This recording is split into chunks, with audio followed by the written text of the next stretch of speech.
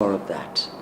We examine what it will take to be a world-class nation as far as knowledge acquisition is concerned, and we focus on it and we do that.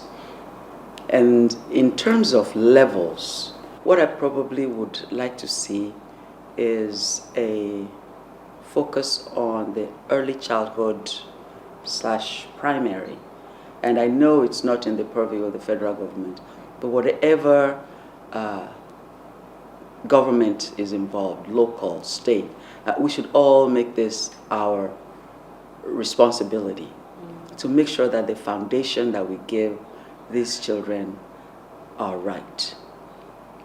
Now, when we focus on that group, we give ourselves assurance that when they transfer to secondary and they transfer to university, and if we train the teachers such that they are ready for these students, then we will have students who are work ready, they are thinkers, critical thinking, logic, and all that.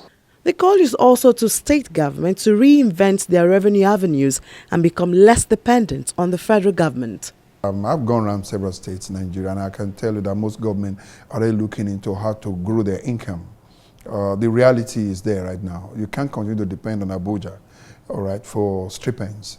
And so most states are looking into that right now.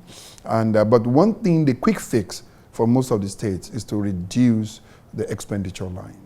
All right, we need to have that discipline in which they can be disciplined enough to reduce the expenditure. You have a lot of wastages in several areas we're doing. So if you're disciplined enough to reduce that expenditure and focus on realities and investment, then I think something good will come. And I'm sure many of them are already doing that, all right. Maybe the result cannot come quickly, but I'm telling you the thinking, it's quite different right now. That's a bit of discipline right now.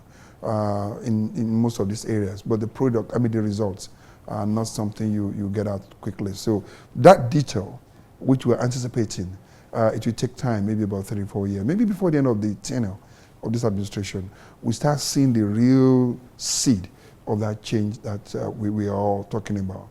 Beyond individual and state government efforts, Nigerians are asking that the federal government pays close attention to food security. World Bank indicator shows that demand for food increased from 98.08 million in 1991 to 177.82 million in 2013, while supply moved from 48.23 to 114.93 million in the same period. This explains the increase from 1.6 to 17.8% of food import between 1991 and 2013, and the number of undernourished rising from 8.9 million in 2008 to almost 12 million in 2016.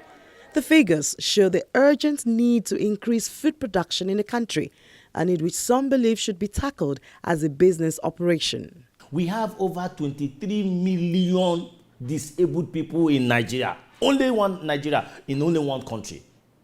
Over 23 million people. Now, these people, how can we make them to become useful to the country? We can create farmlands for them and make them to be productive. These people can produce food enough that can feed West Africa. And they are disabled people, so to speak. There is always something that someone can do. There is an ability in disability. I tell you the truth. So if these people are given the opportunity to do that, they will gladly go to the farm. They will gladly do the jobs. They will gladly supervise what is going on the farmland. We can even have a farm called Nigerian farm. Yes, we can have a farmland that we call Nigerian farm, and we demarcate, we divide or distribute these lands to individual disabled people, young people, old people, and so on and so forth. Let them know that, for example, Mr. Paul is 70 years old. Okay, this Mr. Paul and his family, they have been allocated 10 acres of land from this Nigerian farm. Mrs. BC and so also, she is disabled, she is blind. Because this woman is blind, we have been able to allocate 10 acres of land to this woman. The woman is now in charge of this 10 acres of land that belongs to the government. It's just my idea, just the way I think.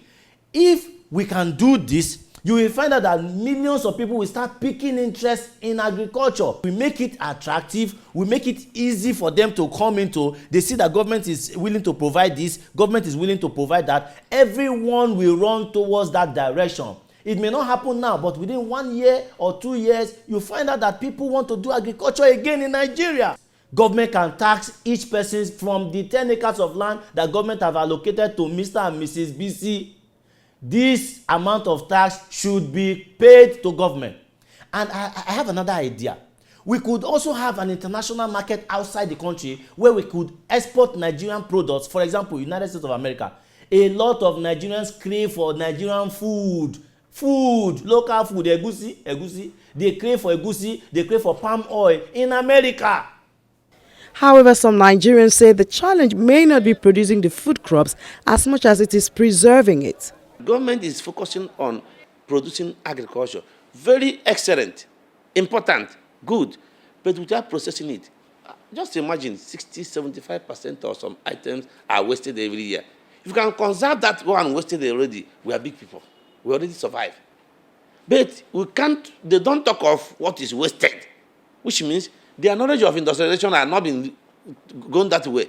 A lot of entrepreneurs should be encouraged into food processing, and there should be a enabling environment. For example, now, I don't want to mention company in the north that are processing tomato. You'll be hearing about the company lamenting that the conditions are not favorable here and there. So the condition must be favorable for businessmen to go into processing. And of course, during harvesting of soya or maize, government has been happy by mopping up to put in a grain reserve and co. Those are the area. But for perishable items, there are some companies that are coming up processing maybe mango in orange in Benue State. I don't want to be mentioning a company, but government still need to assist.